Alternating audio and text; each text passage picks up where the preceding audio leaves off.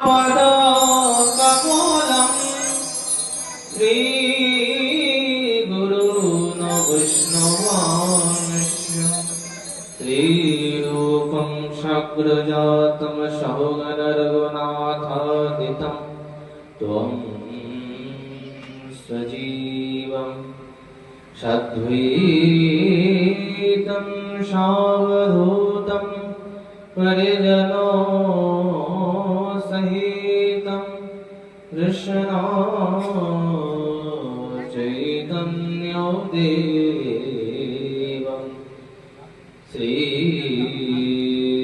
राधा कृष्ण पादान् सहगण ललिता विशाखान्वितं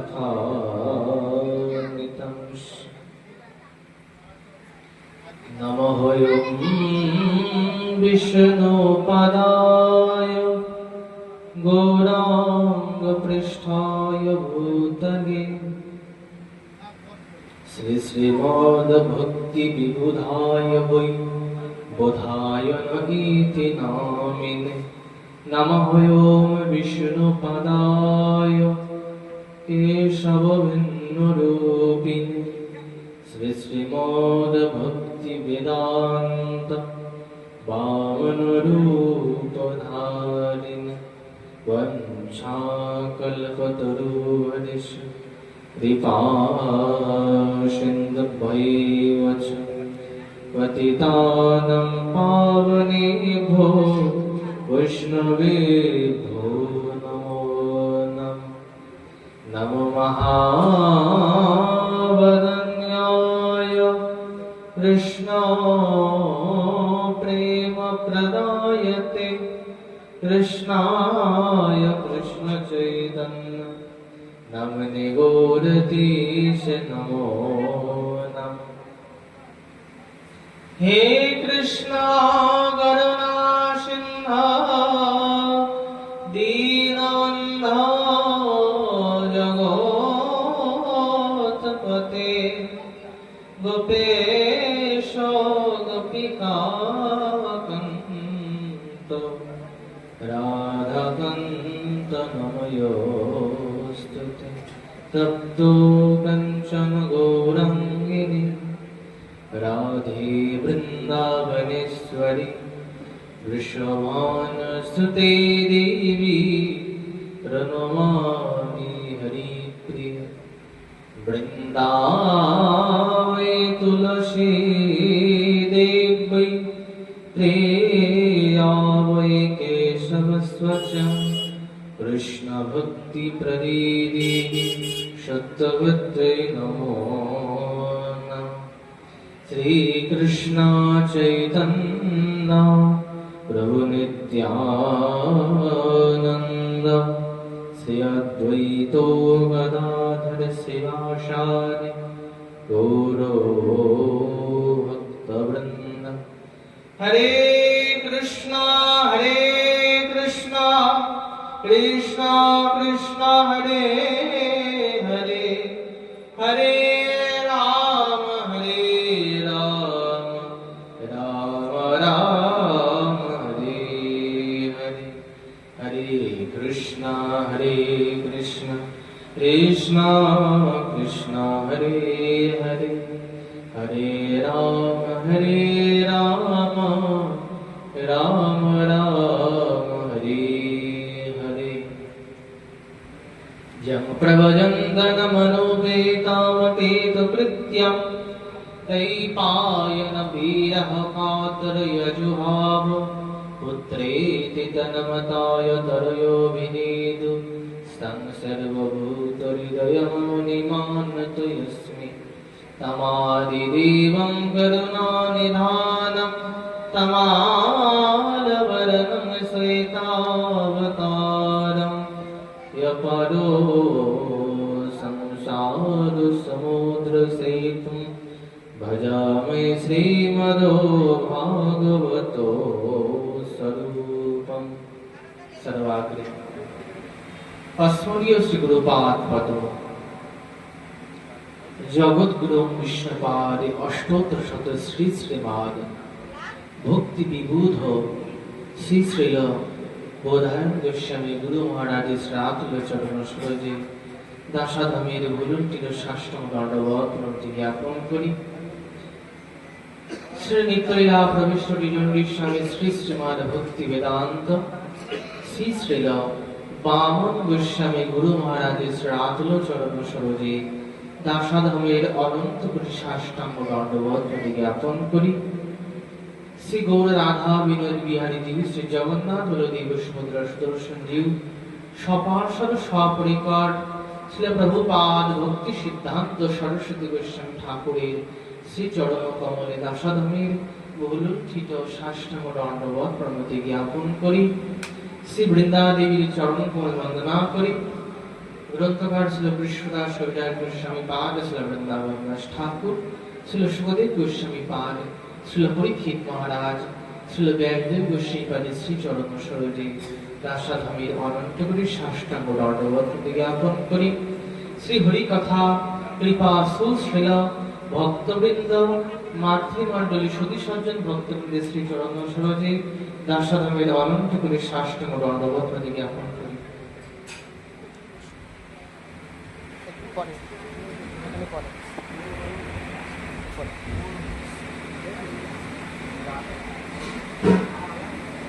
সবাই উপরে বসলে নিচে বসবে কে? পাঠ শুনতে গেলে একটু নিচে বসতে হবে। এখানে সবাই মাজা। আচ্ছা,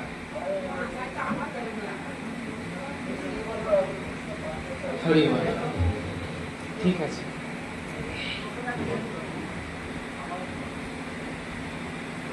জয় প্রভুপাদ জয় শ্রীল প্রভুপাদ জয় প্রভুপাদ জয় শ্রীল প্রভুপাদ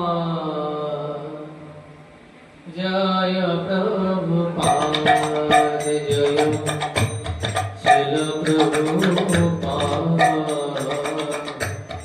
জয় প্রভুপাদ জয় শ্রীল প্রভুপাদ জয় প্রভুপাদ জয় শ্রীল প্রভুপাদ জয় প্রভুপাদ জয় শ্রীল প্রভুপাদ জয় প্রভুপাদ জয় শ্রীল প্রভুপাদ। হরে কৃষ্ণ কৃষ্ণ কৃষ্ণ হরে হরে হরে রাম রাম রাম হরে হরে হরে কৃষ্ণ কৃষ্ণ কৃষ্ণ কৃষ্ণ হরে হরে হরে রাম রাম রাম হরে হরে হরে কৃষ্ণ কৃষ্ণ কৃষ্ণ কৃষ্ণ হরে হরে হরে রাম রাম রাম হরে হরে রাধে রাধে রাধে রাধে রাধে জয় রাধে রাধে। গোবিন্দ বৃন্দ বন্দিতে ত্রিলোক সকহারিণী প্রসন্ন বক্রবঙ্করে নিকুঞ্জ ভূবিলাসিনী ব্রজেন্দ্র ভানুনন্দিনী ব্রজেন্দ্র সোनु সংঘাতে কदा কনিষ্ঠ सेवं कृपाकटाक्ष भाजमत्कदाकृष्ण भाजनं कृपाकटाक्ष भाजनं अशोको वृक्ष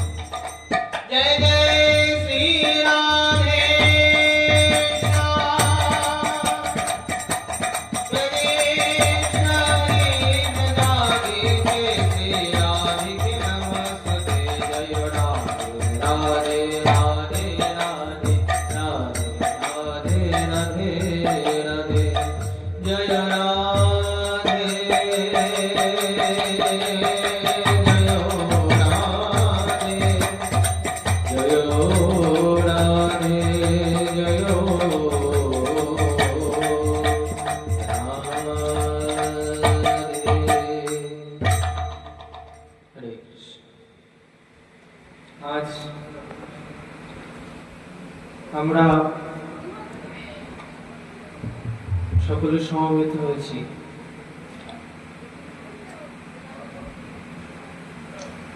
হরিকথা আস্বাদন করবার জন্য তথা আজ আমাদের আস্বাদীয় বিষয়বস্তু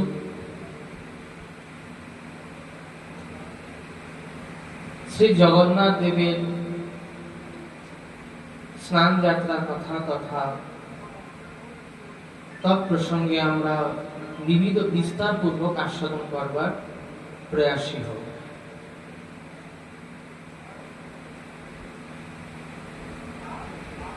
ভগবান যে কবে আর কোন কথা কিভাবে প্রকাশ করবেন এ কথা তো বলা যায় না, কারণ আমি বাড়ি থেকেও ভেবে এসেছিলাম যে ওখানে গিয়ে একটা অন্য কথা হবে।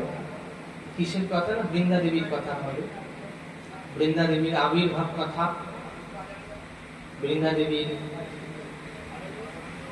জন্ম বৃত্তান্ত তথা বৃন্দা দেবীর পূর্ব রহস্য এবং বৃন্দা দেবী কি করে বৃন্দা দেবী হলেন তার প্রসঙ্গে আমি আস্বাদন করব ভেবেছিলাম।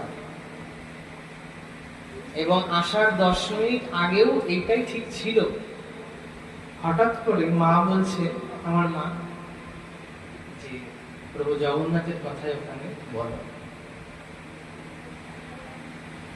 জগন্নাথের কথা আজ পুনরায় হোক। এমন হয় কখনো আমরা যখন হরি কথা বলতে যাই, দেখবে যে কোনো বক্তা যখন কোথাও হরি কথা বলতে যাই, বলতে যাওয়ার আগে প্রত্যেকটা বক্তার একটা নিজস্ব প্রিপারেশন বা একটা তৈরি করা থাকে যে এগুলো ওখানে গিয়ে বলতে হবে।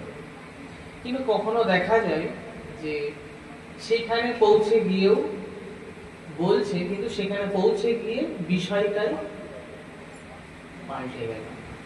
এটা কেন হয়?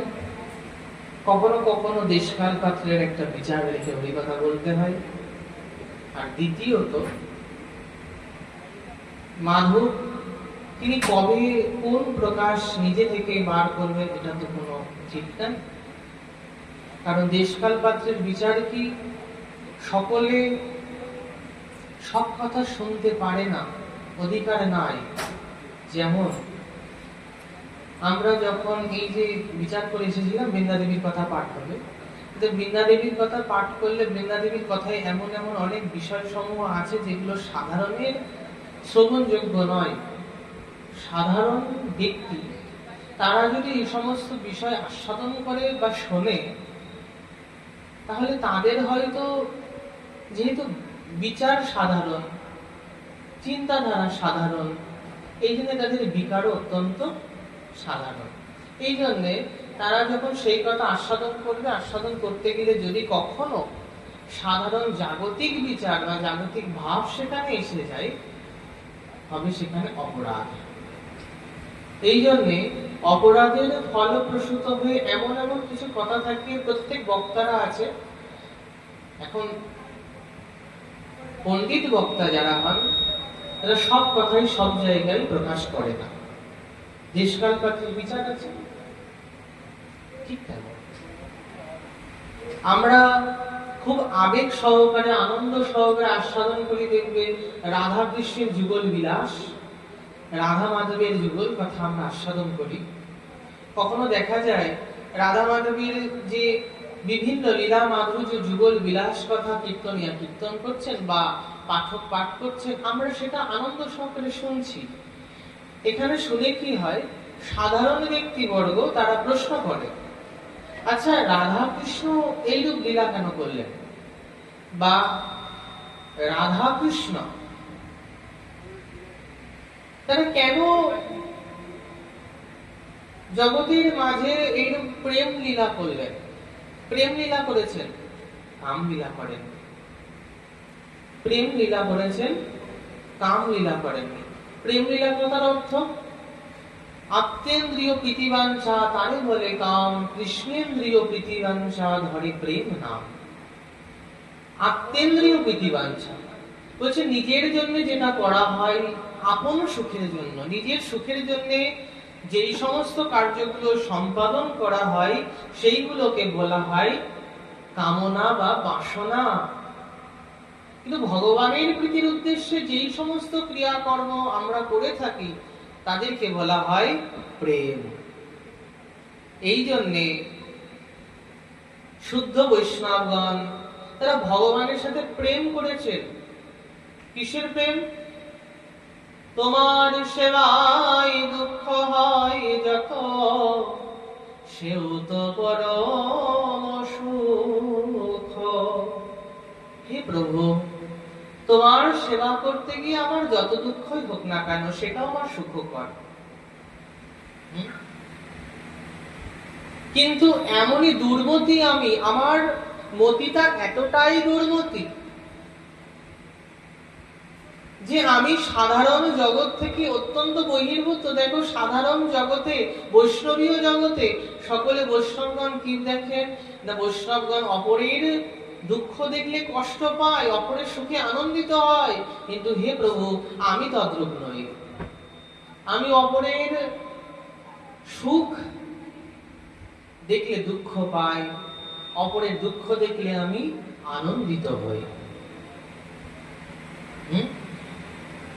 হে প্রভু, কেন এইরূপ অজ্ঞান অন্ধকারময়? দেখো আমরা তো জ্ঞান পাপী না, আমরা জ্ঞান পাপী।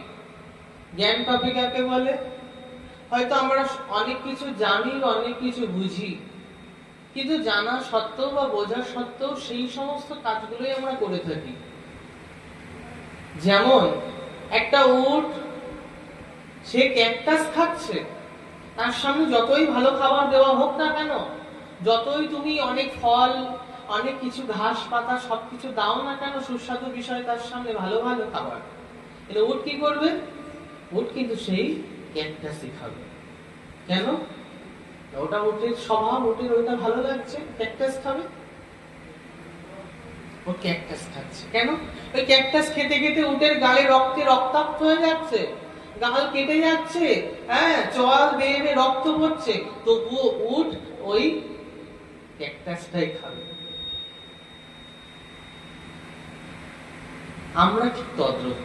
আমরা জানি এই সংসারের মধ্যে থাকলে সংসারের বিষয়ের মধ্যে আমরা রয়েছি, এবং সংসারের বিষয়টা এমন ক্যাকটাসের মতন, আমরা খাচ্ছি, নিজেরা জানছি যে আমাদের কষ্ট হচ্ছে, তবু আমরা ওটা খাবো কেন না? ওটা যতই ওটা খেয়ে কিছুটা সময় কষ্ট হচ্ছে, তারপর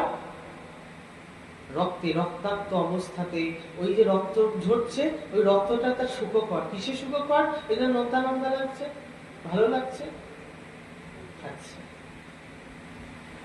আমরা সংসারকে বলছি সংসার সংসার বলে মিছে গেল কাল, লাভ না ঘটিল কিছু, জুটিল জঞ্জাল। সংসার সংসার বলে আমার মিছে শুধু কালটাই অতিক্রম করলাম। এখনো এমন এমন ব্যক্তিবর্গ আছেন যাদেরকে আমরা যদি বলি যে বাবা হরিভজন করো, সময় হয়েছে হরিভজন করো, তুমি কি বলবে? যে প্রভু এখনো সময় হয়নি, এখন কি করে ভজন করব, বয়স হয়নি। বয়স হোক, বয়স কখন হবে? এখনো বয়স হয়নি।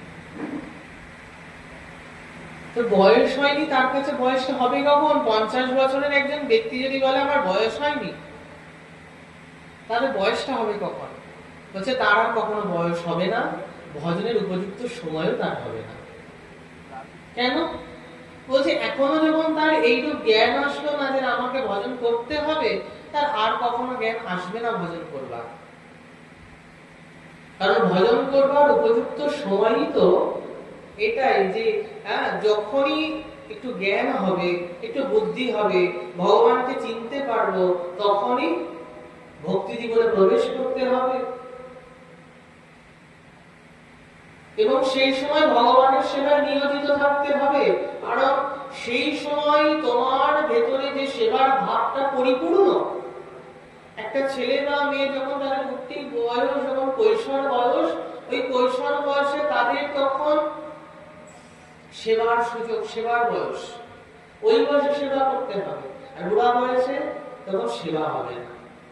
আমার বার্ধক্যে এখন পঞ্চরঙে হত, আমি কেমন ভজিব বলো।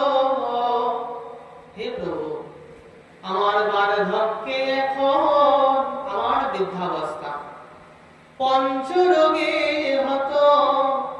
পঞ্চরোগ, বৃদ্ধ অবস্থাতে আমার 5টি রোগে আক্রান্ত করেছে।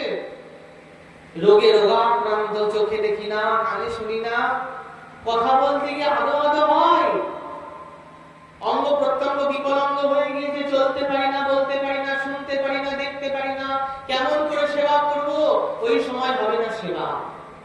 পঞ্চরোগে হত, কেমন ভজিব বলো, আমি কেমন করে ভজনা করব?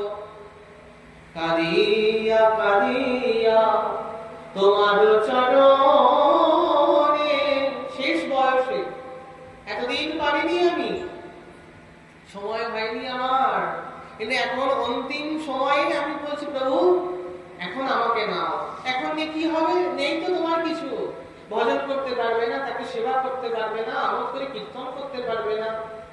কাঁদিয়া কাঁদিয়া শেষে এখন আমি কাঁদছি, কিছু নাই তো, তোমার চরণে পড়িয়াছি সুবীর হলো। হে প্রভু, এই দাসের প্রতি এইমাত্র কৃপা করো, যে দাস সে যেন তোমার সেবায় সদা সর্বদা নিয়োজিত থাকতে পারে। তাই আজ ছিল প্রেমানন্দ দাস, তিনি কি বলছেন? হে প্রভু, আত্মনিবেদন তোমাপদে করি, হইল পরম সুখী। আমার দুঃখ দূরে গেল, চিন্তা না রহিল, চৌদিকে আনন্দ দেখি। ওই মাহাত্ম অনেক উচ্চ আমার আত্মনিবেদন পদে করি। ভক্তিবিনোদ ঠাকুর বলছেন আত্মনিবেদন, নববিধা ভক্তির অন্তিম চরণ আত্মনিবেদন। আত্মনিবেদন, নিজেকে তোমার চরণে দিয়ে দিলাম। দেখো, আত্মনিবেদন সরাসরি যদি আমরা বলি আত্মনিবেদন করবো, আত্মনিবেদন হবে না। আত্মনিবেদন করতে গেলে সর্বপ্রথম এক একটা করে স্টেপ বাই স্টেপ পার করতে হবে। শ্রবণ কীর্তন জল করয়ে সিঞ্চন, চৈতন্য চরিতামৃতে কবিরাজ গোস্বামী বলছেন, শ্রবণ করো, কীর্তন করো, স্মরণ করো, বন্দনা করো, একের পর এক স্টেপ বাই স্টেপ তোমাকে পার করতে হবে। শ্রবণ কীর্তন স্মরণ বন্দন পাদ সেবন দর্শন। হরি কথা শ্রবণ না শুনলে কিছু হবে না। যে কোনো বিষয় আগে শুনতে হবে। না শুনলে তুমি কেমন করে বুঝবে? আগে শোনো, শ্রবণ। হরি কথা যেমন শুনছো, শুনে শ্রবণ কীর্তন করো। যেটা শুনলে সেটা কীর্তন করো। শ্রবণম কীর্তন, শ্রবণ কীর্তন স্মরণ বন্দন স্মরণ। যেটা কীর্তন করলে, যেটা শুনলে, সেটা এবার মনে মনে স্মরণ করো, চিন্তা করো মনে মনে। স্মরণ বন্দন, এবার সেটাকে বন্দনা করো। এটাকে বিষয়টা একটু বুঝবে। মুহুর্মুহ আস্বাদন, মুহুর্মুহ আস্বাদন। ভগবত তত্ত্বকে মুহুর্মুহ আস্বাদন করতে হয়। হরিনামের মালাটা যখন আমরা ধরি, মালাটা ধারণ করে আমরা হরিনাম করছি, হরিনাম করতে করতে আমরা অনেক সময় কি করি? তাড়াতাড়ি করছি, দ্রুত মালা পার করে দিচ্ছি, দ্রুত তাড়াতাড়ি করছি। ঠিক এত তাড়াতাড়ি করে মালা পার করে দিচ্ছি, এদিকে কি মালা পার করছি নিজেও জানি না। এদিকে মালা পার হয়ে গেল। না, হরিনাম যখন হবে, হরিনামের মালিকাটা ধারণ করেছো, হাতে নিয়েছো, পরিষ্কার করে হরিনামটা শুদ্ধভাবে উচ্চারণ করো। কম হোক, বেশি না হোক, কম হোক, শুদ্ধভাবে হোক। পরিষ্কার করে উচ্চারণ করো হরিনামটা। তারপর অপর গতিতে যাও। তাড়াতাড়ি করে ট্রেন ধরার মতন করে নাও। আস্তে আস্তে মুহুর্মুহ যত হরিনাম করবে। নামে রতি হইলে প্রেমের উদয়, প্রেমেতে হরিকে পাই। নামে যত রতি হবে, প্রেমের উদয় হবে, প্রেমেতে হরিকে লাভ করা যাবে।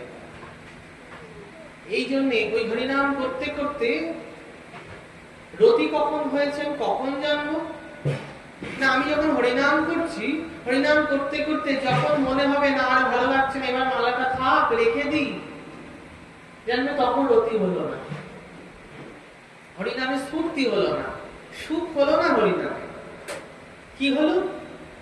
বলছে ওটাতে শুধু নিয়ম রক্ষা হলো, নামাভাস। হরিনাম হলো না, নামাভাস। নামাভাস কাকে বলে? হরিনামের মালা হাতে করে নিয়ে আমি রাস্তায় ঘুরে বেড়াচ্ছি, খারাপ কিছু নয়, ঠিক আছে, ওটাও করা যাও, ওটা যাই, করতে পারো।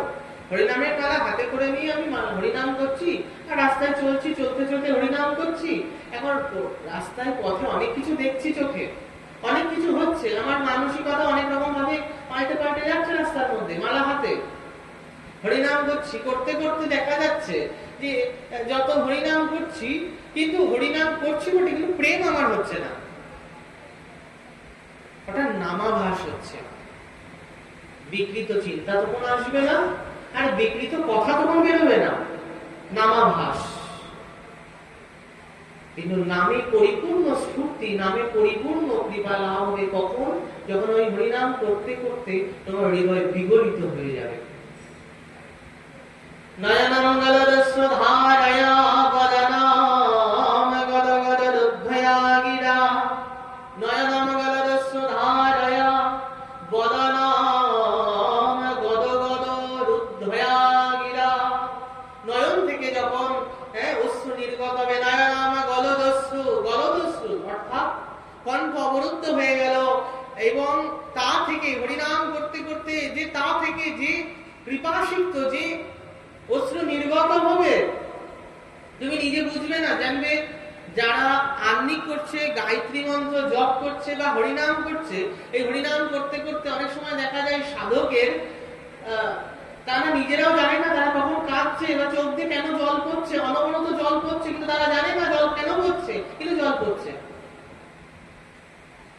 এটা কিসের জন্য বলছে? সর্বপ্রথম বিষয় ওই যে চোখ দিয়ে জল পড়ছে তুমি নিজে জানো না, অর্থাৎ তোমার হৃদয় শুদ্ধ। তোমার হৃদয় শুদ্ধ হলে তুমি যখন ওই হরিনাম করছো বা স্মরণ করছো, কীর্তন করছো বা হরিকথা আস্বাদন করছো, বা কেউ একটা সামনের অপর ব্যক্তি একটা খুব খারাপ কথা বলেছে বা ভালো কথা বলেছে বা কিছু বলেনি বলেও তাকে দেখে যেন তোমার হৃদয়টা বিগলিত হয়ে যাচ্ছে, যেন মায়াময় হয়ে যাচ্ছে, তাকে মায়া করতে ইচ্ছা করছে এবং তার প্রতি কৃপা করতে ইচ্ছা করছে। জানবে তোমার হৃদয় শুদ্ধ বলে এগুলো আস্তে আস্তে জাগরিত হচ্ছে। এই জন্য সেই সময় প্রকাশটা বেরোবে, নির্গত হবে। মহাপ্রভু এই যে শিক্ষাষ্টাকের দ্বিতীয় শ্লোকে এইরূপ কীর্তন করলেন, নয়নামগলস্য হারায়া বদনাম গদগদ গদগদ। কথা বেরোবে না, সেই সময় কণ্ঠ অবরুদ্ধ হয়ে যাবে। গদগদ দুধয়া গিরা পুলকৈর্নিচিতম বপু করা তব নাম গ্রহণে ভবিষ্যতি। যত যত নাম করবে, যুগায়িতম নিমেষেন চক্ষুষা প্রবৃষায়িতম সুন্নায়িতম জগৎ সর্বম গোবিন্দম বিরহেনমে।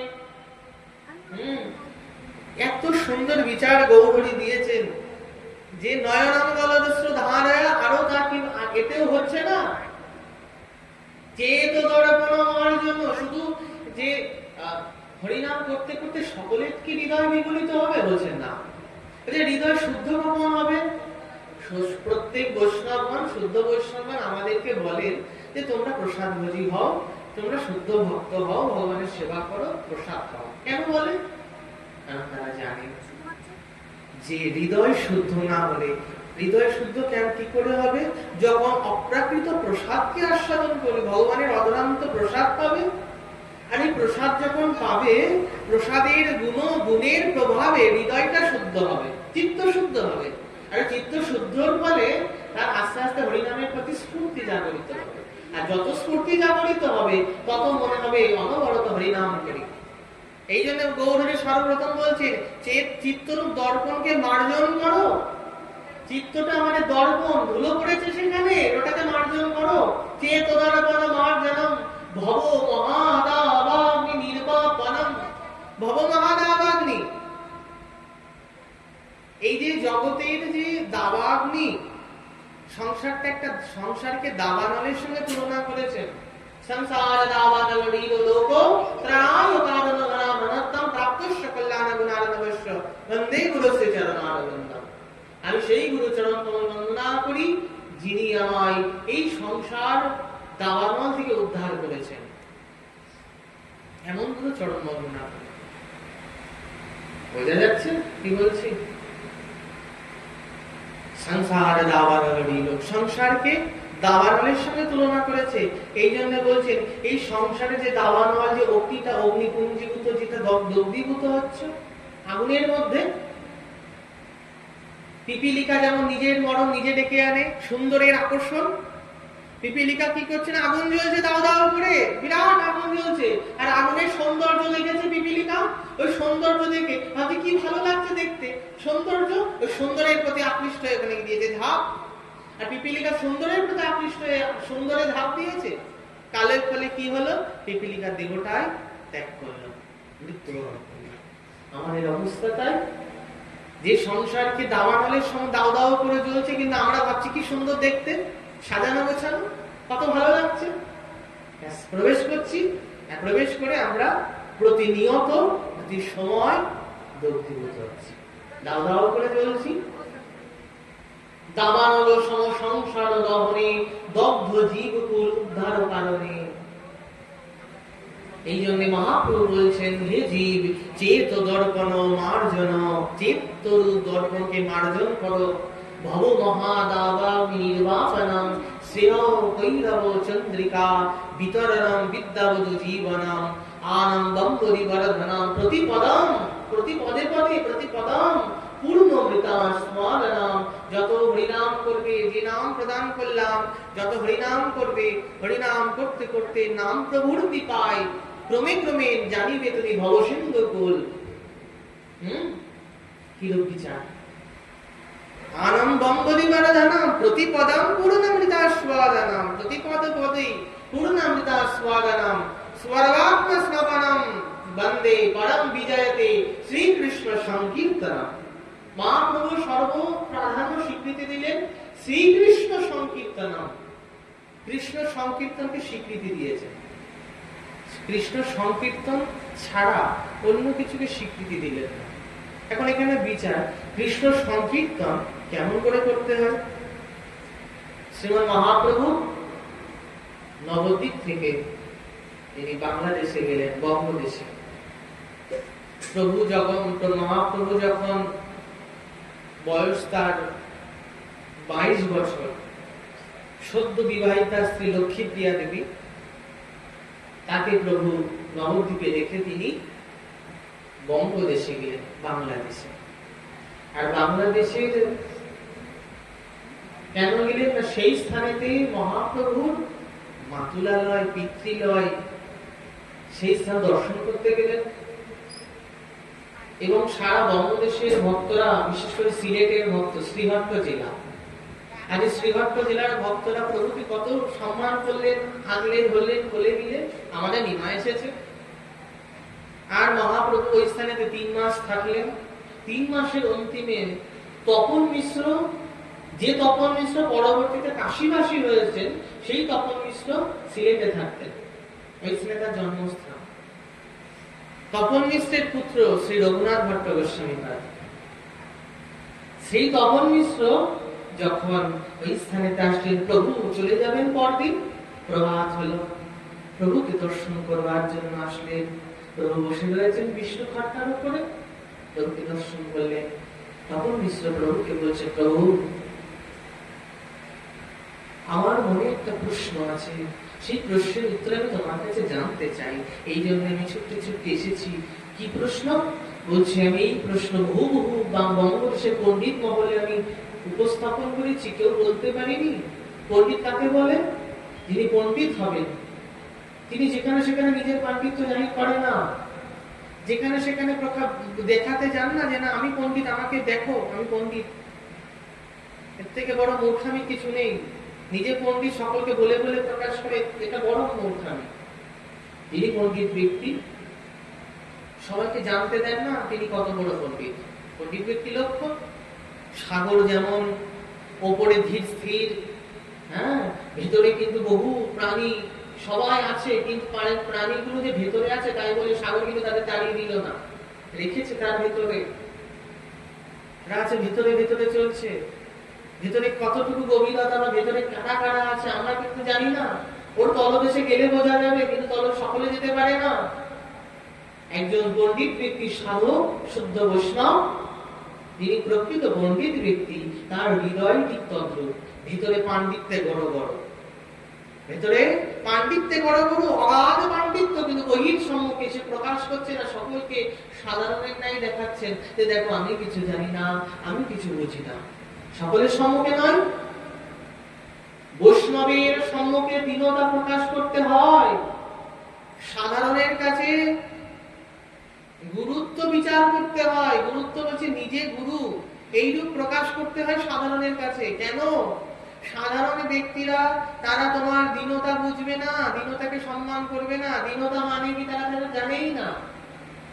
এটা সাধারণ জানে না বলে তাদের কাছে একজন গুরুর যেটুকু কর্তব্য, সেই কর্তব্যটা ওই সাধারণের কাছে প্রকাশ করতে হয়, তাদেরকে শিক্ষা দিতে হয়। কিন্তু জ্ঞানী ব্যক্তি, পণ্ডিত ব্যক্তি যখন পণ্ডিত মহলে যেতে হয়, পণ্ডিত মহলে সকলের কাছে সমান, আমিও যেই তুমিও সেই, আমি কিছু নই তুমিও কিছু নও, এমন বিচার। পণ্ডিতের লক্ষণ আজ বঙ্গদেশে পণ্ডিত সমাজে আমি প্রকাশ করেছিলাম, কেউ বলতে পারেনি আমায়। গতকাল রাতে আমি শয়ন করেছিলাম, আর স্বপ্নের মধ্যে দেবী সরস্বতী, বাঘ দেবী আমায় স্বপ্ন দিয়েছেন এবং বললেন, হে তপন, তুমি যাও, নবদ্বীপ থেকে নিমাই পণ্ডিত এসেছে এখানে, তার কাছে যাও, তার কাছে গিয়ে তোমার প্রশ্নকে উপস্থাপন করো। তিনি মনুষ্য নহেন, সাক্ষাৎ কৃষ্ণচন্দ্র। বলো বৃন্দাবনে যেই কৃষ্ণ, এবে শ্রীকৃষ্ণ চৈতন্য বলো বৃন্দাবনে যে কৃষ্ণ, সেই কলিযুগে অবতীর্ণ আমাদের নিমাই পণ্ডিত, তার কাছে যাও। তিনি মনুষ্য নহেন, তিনি সাক্ষাৎ ভগবান, তিনি আমার আরাধ্য, তিনি জগতের পরম পূজ্য আরাধ্য, তার কাছে যাও। এই প্রশ্ন কেউ বলতে পারবে না। তখন মিশ্র প্রভু সম্মুখে বললেন, প্রভু সাধ্য সাধন তত্ত্ব আমাকে জানাও। সাধ্য সাধন তত্ত্ব কাকে বলে আমাকে জানাও। সাধ্য সাধন দুটো তত্ত্ব আমাকে জানাও। প্রভু বলছেন সাধ্য সাধন তত্ত্ব সম্পর্কে শোনো শোনো তপন মিশ্র, তোমাকে আমি সংক্ষিপ্ত আকারে সাধ্য সাধন তত্ত্ব জানাবো, আর বাকি সাধ্য সাধন তত্ত্ব তুমি নিজে থেকে জানবে। কখন? শ্রীকৃষ্ণ চৈতন্য মহাপ্রভু বলছেন যে যত তুমি হরি ভজন করবে, যত হরিনাম করবে, যত হরিনাম করবে, কৃষ্ণ চৈতন্য নাম গুণানুগুণ কীর্তন করবে, সেটা হচ্ছে তোমার সাধন। সাধ্য কাকে বলে? শ্রীকৃষ্ণ অর্চন। ভগবানকে যখন অর্চন করবে বেদিতে বসিয়ে, অর্চন, অর্চন সেবা, অর্চন সেবা, এই সেবা কথাটা আর পুজো কথাটা আলাদা। সেবা, সেবা কাকে বলে? প্রিয়জনের সুখ বিধানটাই সেবকের বৃত্তি। বোঝা যাচ্ছে? প্রিয়জনের সুখ বিধানটা সেবকের বৃত্তি। প্রিয়জনের কিসে কিসে সুখ হবে, মানে ভগবানের কিসে কিসে সুখ হবে, সেবক সেটাই বিচার করবে যে এই সেবা করলে গোবিন্দের সুখ হবে, সেই সেই সেবাগুলো করবে। না এখন এই সেবা করলে গোবিন্দের ভালো হবে, আজকে এই টাইমে এই সময় এই ভোগটা দিলে গোবিন্দের ভালো লাগবে, এই সময় একটু বেশি করে পাখাটা বেশি করে জোর দিয়ে দিই, প্রভুর ভালো লাগবে। এই যে সেবার সুখ, নিজের মতন করে তাকে সেবা করা, এটাকে সেবা বলে। আর করতে হয় তাই করছি। গরমে সেদ্ধ হয়ে যাক ঠাকুর তিনতলার উপরে চিলেকোঠার ঘরে, তিনতলার উপরে চিলেকোঠার ঘরে গরমের মধ্যে ঠাকুর তাপে পড়ে যাচ্ছে, ওই ঘরে ওই চিলেকোঠার ঘরে বন্দি, উপরে ঠাকুর মাথায় থাকবে, ঠাকুর মাথার উপরে থাকবে, মাথার উপরে পাল্লায় করে ঠাকুর যাচ্ছে গরমে সেদ্ধ হয়ে, কষ্ট পাচ্ছে। সেবক এটা তো পূজারি বোঝে না, কেন সেটা পূজারি, সে তো সেবক নয়। পূজারি তাকে বলে যে ওই করতে হয়, ব্যাস নাড়িয়ে দিয়ে চলে এসেছে, তাড়াতাড়ি করে সন্ধ্যা আরতি দিতে হবে, ব্যাস সন্ধ্যা আরতি করে, কেন টিভি দেখতে হবে, এদিকে বাজছে কোনটা কোনটা বাজছে ঠিক নাই, এদিকে দেখছে। পূজা আর সেবা আলাদা, এক নয়। এই জন্য মহাপ্রভু বলছেন তখন ভগবত অর্চন যখন করবে, অর্চন ওই সাধ্য, অর্থাৎ ভগবত দর্শন হবে এবং ভগবত অর্চন করবে সাধ্য তত্ত্ব, এবং অর্চন করতে করতে যাকে অর্চন করলে, যাকে সেবা করলে তার গুণানুগুণ কীর্তন করবে, কেমন করে সেবা করলে সেটা কীর্তন করবে, এই সেটা যতবার বহু আস্বাদন করবে, জল্পনা কল্পনা করবে, সেটা হচ্ছে তোমার সাধন। এই সাধ্য সাধন। এই জন্য শোনো শোনো, কলিযুগ ধর্ম হয় নাম ও সংকীর্তন। কলিযুগের ধর্ম হয় নাম সংকীর্তন, কিন্তু কখন হবে সেটা পরিপূর্ণ? যখন সেই নাম সংকীর্তনে যারা কীর্তনিয়া হবে। আমাকে কেউ রেখে যেও না, আমার কথাই থাকবে, প্রসঙ্গে আসলে বলে দিলাম, যারা কীর্তনিয়া হবে, এখানে সব মাঝে কিছু কিছু কীর্তনিয়া আছে আমার প্রতি একটু বিরোধিতা করে, মাঝে মধ্যে কন্ট্রোভার্সিও করে আমাকে নিয়ে, হ্যাঁ কি করে বলবো, কেন বলবো, কি করবো, আমি তো বক্তা, আমাকে তো বলতে হবে সবকিছু, পাঠে বসেছি, আমাকে সবই বলতে হবে। মানুষের মন মজে কথা আজ পর্যন্ত বলিনি বলে পারলাম না। বহু প্রেমানন্দে হরি হরি বলে। কীর্তনীয় যিনি হবেন তাকে অবশ্যই শ্রদ্ধাচারী হতে হবে। যিনি কীর্তন করবেন অবশ্যই শ্রদ্ধাচারী হতে হবে, মুখ শুদ্ধি হতে হবে, দেহ শুদ্ধ হতে হবে। জানবে আমরা ভগবানকে সেবা করতে গেলে, পুজো করতে গেলে যতটা শুদ্ধ প্রয়োজন, দেহ শুদ্ধ, মানসিক শুদ্ধ যতটা প্রয়োজন, তার থেকে অধিক শুদ্ধ প্রয়োজন ভাগবতে ব্যাসাসনে বসতে গেলে। এতটা মেনটেন করে তবে ব্যাসাসনে বসতে হয়, অধিক শুদ্ধ প্রয়োজন। তাহলে যিনি কীর্তন করবেন, কীর্তনীয়কে কতটা শুদ্ধিকরণ থাকতে হবে, নিজেকে মুখ শুদ্ধি হতে হবে। সবকিছু খেয়ে লয়ে এসে কীর্তন করা যাবে না, শুদ্ধ থাকতে হবে, নিষ্ঠাবান বৈষ্ণব হবে, শুদ্ধ ভক্ত হবে। তার মুখে কীর্তন শোনো, অচিরাৎ ভগবত কৃপা লাভ হবে। কিন্তু সে বেচারা তো নিজেই নরকের দ্বার খুঁজছে, কোথায় গেলে নরক পাওয়া যাবে, সে তোমাকে কোথায় নিয়ে যাবে? হলো না। এই জন্যে শাস্ত্রকারগণ এইরূপ নির্দেশ দিলেন। মহাপ্রভু তাই বলছেন, শোনো শোনো তপন মিশ্র, কলিযুগ ধর্ম হয় নাম সংকীর্তন, হরিনাম কর। সর্বপ্রথম গৌর হরি কাকে হরিনাম প্রদান করলেন? তপন মিশ্রকে। শোনো শোনো, আজ পর্যন্ত কাউকে আমি এই নাম প্রদান করিনি, আজ প্রথম তোমায় আমি নাম প্রেম দিলাম। কি নাম? বলে হরে কৃষ্ণ কৃষ্ণ কৃষ্ণ হরে হরে, হরে রাম রাম রাম হরে হরে। জপিতে জপিতে যবে প্রেমাঙ্কুর হবে, সাধ্য সাধন তত্ত্ব তুমি বুঝিবা সে তবে। জপতে জপতে যেমন প্রেমাঙ্কুর হবে, প্রেমের উৎপত্তি হবে, জপিতে জপিতে যাবে প্রেমাঙ্কুর হবে, সাধ্য সাধন তত্ত্ব তবে জানিবা সে তবে। তখন তুমি জানবে সাধ্য সাধন তত্ত্ব, তার আগে নয়। এই জন্য হরিনাম করো, হরিনাম করতে করতে তখন তুমি জানবে। এই জন্য আগে থেকে বললে হবে না, পেলাম না পেলাম না, কি হলো কি হলো। সেই জায়গা পর্যন্ত যাও। তুমি ক্লাস 1 এ পড়ো, 10 এর বই কি করে পড়বে? সেই পর্যায়ে পৌঁছাও। আমাদের মহাজনগণ বলেন, গুরু বৈষ্ণবগণ বলেন যে বৈষ্ণব ধর্মটা হচ্ছে ইউনিভার্সিটির পড়াশোনা। বৈষ্ণব জগতের পড়াশোনা হচ্ছে ইউনিভার্সিটির পড়াশোনা, অনেক উচ্চ স্তরের।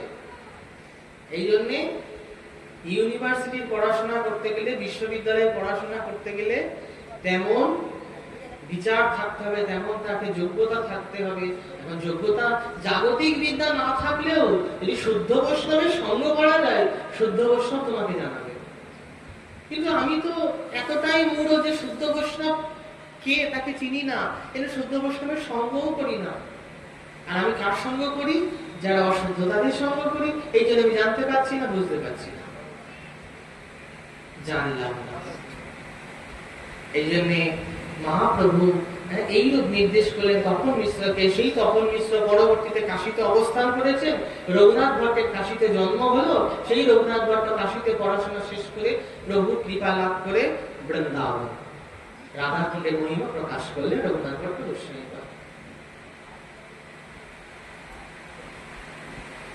আজ এইরূপ বিচার যে মহাপ্রভু বলছেন যে পরম বিজয়তে শ্রীকৃষ্ণ সংকীর্তনম, পরম বিজয়তে শ্রীকৃষ্ণ সংকীর্তনম। কৃষ্ণ সংকীর্তন করো, সমবেত হয়ে কৃষ্ণ সংকীর্তন করো। হে প্রভু, তাই আমার তো এমন দুর্বুদ্ধি, এমন অবস্থা, আমি হরিনাম করতে পারি না। হরিনাম করতে গেলে আমার দুর্বুদ্ধি আসে। সাধকগণ, শুদ্ধ বৈষ্ণবগণ ঘুম যদি চলে আসে তার জন্য প্রসাদ অল্প পায়।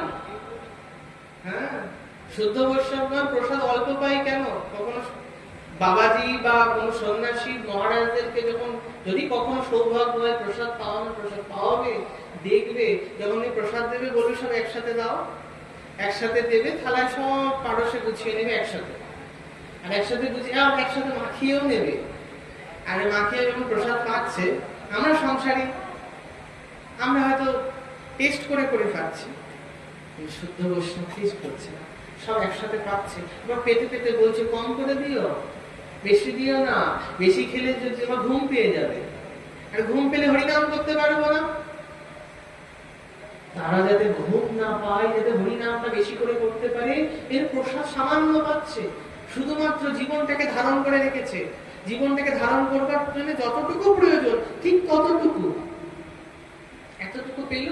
আর দিবারাত্র গোসাই চারি দণ্ড সতী থাকে, স্বপনে রাধা কৃষ্ণ দেখে, রাধে রাধে গো জয়, রাধে রাধে গো। মাত্র 4 দণ্ড গোসাই স্বয়ং করেছে, তার মধ্যে রাধা মাধবকে দেখছেন কেন? কারণ ওই যে যতবার মুহুর্ম আস্বাদন করছেন, সারাদিন তো ভগবত চিন্তায় ব্যস্ত ছিল গোসাই।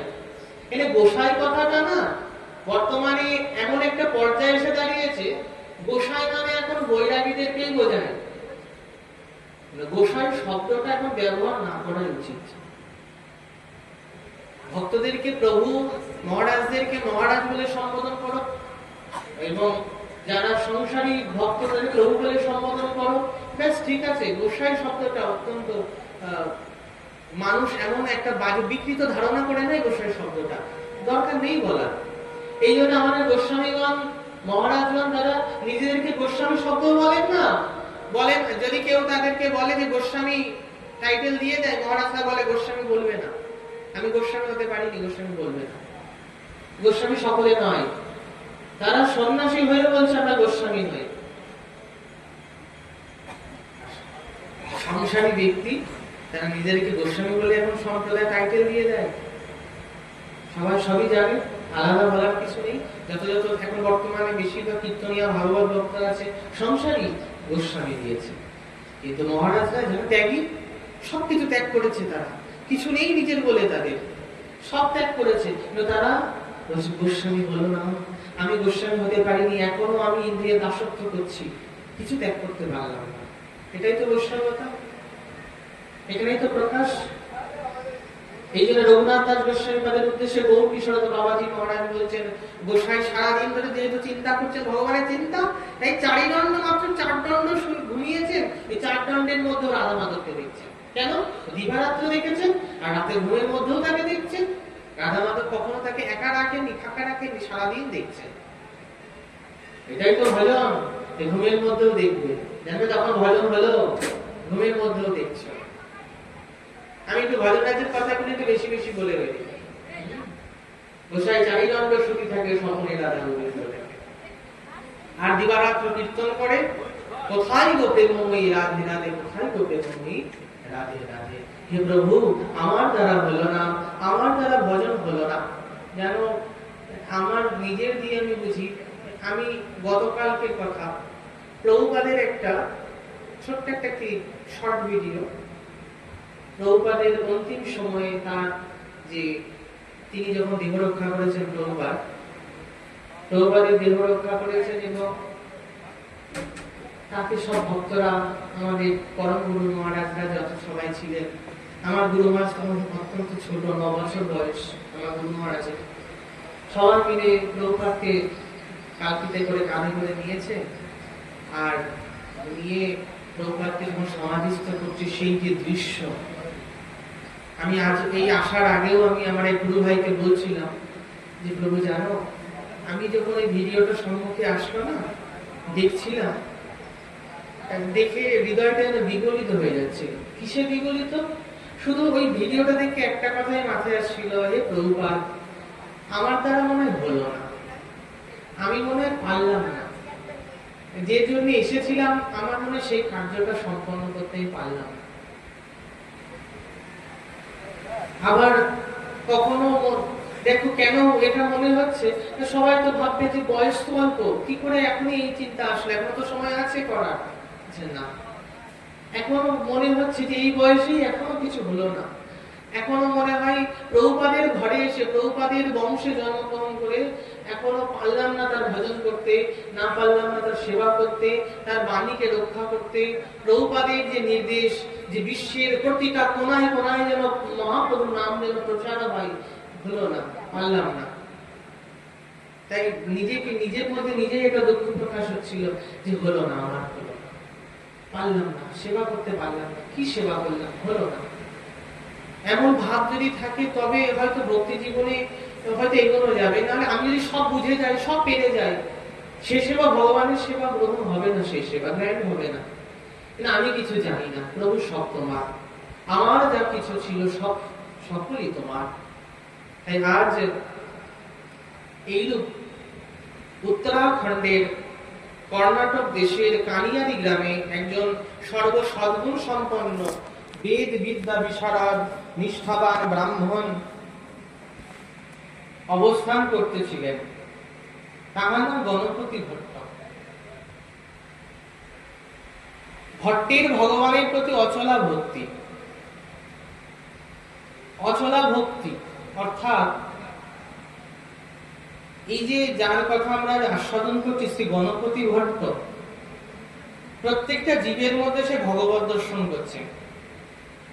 সাধুর এহেন আচরণ,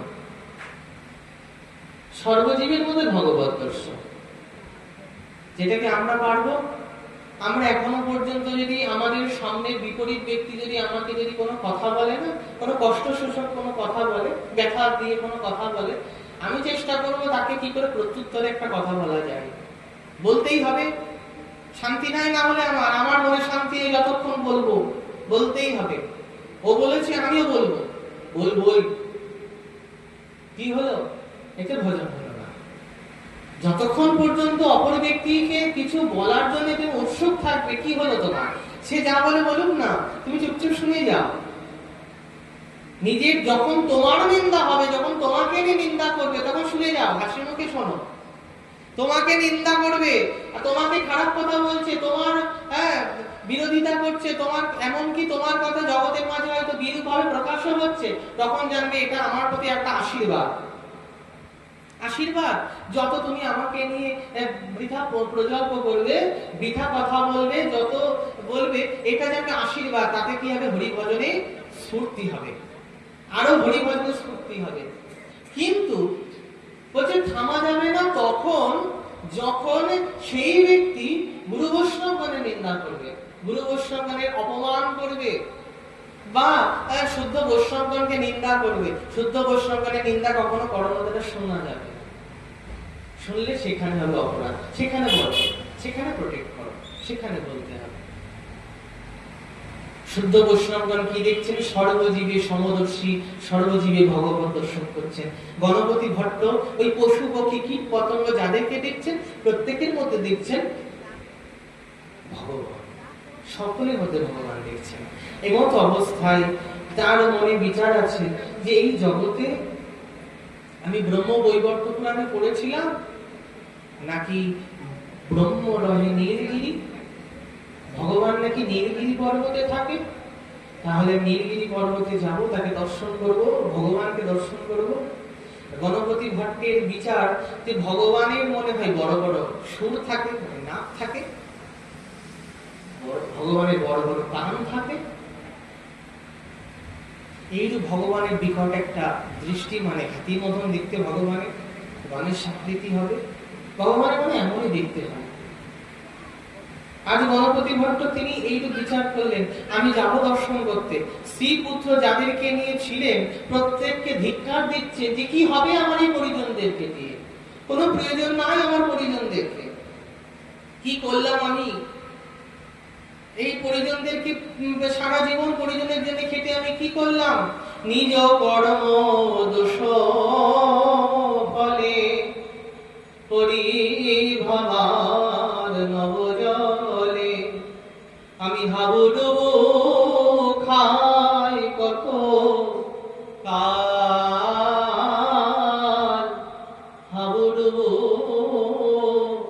খাই কত কাল। পয়ারগুলো একটু বোঝা যাচ্ছে? কত সুন্দর কথা। ভক্তিবিনোদ ঠাকুর আক্ষেপ করে বলছেন, হরি হে নিজ কর্ম দোষ ফলে, আমার নিজের কর্মের ফলে পরিভবার নবজলে আমি হাবুডুবু খাই কত কাল, আমি হাবুডুবু খাই কত কাল। সাঁতারি সাঁতারি যায় সিন্ধু অন্ত নাহি পায়। আমি সাঁতরে যাচ্ছি, সাঁতার কাটছি, কিন্তু সিন্ধুর কোনো অন্ত নাই আমার কাছে, আমি শুধু সাঁতরেই যাচ্ছি। কেন? ভব সিন্ধু অনন্ত বিশাল। এই ভব সিন্ধু অনন্ত, অনন্ত ভব সিন্ধু। আমি সাঁতরে যে কোথাও কুল খুঁজে পাচ্ছি না, সেই স্থানে আশ্রয় নেব, পেলাম না, আমি শুধু সাঁতারি করে যাচ্ছি, শুধু ছুটছি, শুধু ছুটছি। সেই কালে আইলে তুমি তোমা জানি কুল ভূমি, সেই কালে তুমি আসলে তোমা জানি কুল ভূমি, তুমি আমার কুল। এই জন্য গুরুদেব, গুরু বৈষ্ণবগণ আমাদের কুল, কুলের ঠাকুর। গুরু বৈষ্ণবগণের চরণাশ্রয় করার অর্থ হচ্ছে কুলকে আশ্রয় করা। ওই যে ভেসে বেড়াচ্ছিলেন, ওই যে কুল খুঁজে বেড়াচ্ছিলে, আমি কুল পাচ্ছিলাম না, কোথায় কোথায় ঘুরে ঘুরে বেড়াচ্ছে, আর কুল পেল কোথায়? সাতারি সাতারি যাই পেলাম না, সেই কালে আইলে তুমি তোমা জানি কুল ভূমি।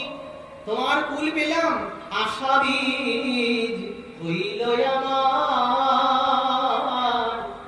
একটু আশা হলো যে এবার আমি উদ্ধার হব, এবার আমি একটা তীর পেয়ে যাব, এবার আমি কৃপা পাবো।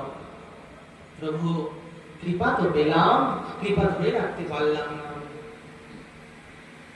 এই জন্য দেখো দীক্ষা, আমরা দীক্ষার আগে কত প্রিপারেশন নিই। দীক্ষা হবে, দীক্ষা হবে, দীক্ষার আগে কত কিছু আমাদের স্টাডি করছি, কত কিছু পড়াশোনা করছি, কত কিছু শিক্ষা অর্জন করছি।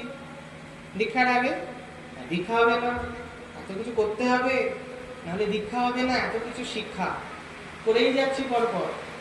আজ এই দীক্ষা একবার হয়ে গেল, ভুলে গেলাম, মালা পড়তে মনে থাকে না, ভগবানকে সেবা করতে মনে থাকে না, হরিকথা হচ্ছে পাঠ শুনবো, পাঠ শুনতে সময় নেই, পাঠ শোনার সব কাজে ব্যস্ত, পাঠ শুনবো না, হবে না। আচ্ছা, এটা কি হলো যে গুরুচরণ আশ্রয় হলো বটে, কিন্তু যেহেতু তুমি সদ্গুরু আশ্রয় করে কোনো কার্য সম্পাদন করতে পারোনি, ওই বীজটা রোপণ করলে বটে, আস্তে আস্তে বীজটা সার জলের অভাবে বীজটা নষ্ট হয়ে গেল। দীক্ষা হলেই শেষ নয়, দীক্ষাতে শেষ নয়, দীক্ষা মানে শুরু। আমরা দীক্ষা মানে শেষ না, দীক্ষা মানে জীবের বা ভক্তের দীক্ষা শুরু, ভজনের শুরু।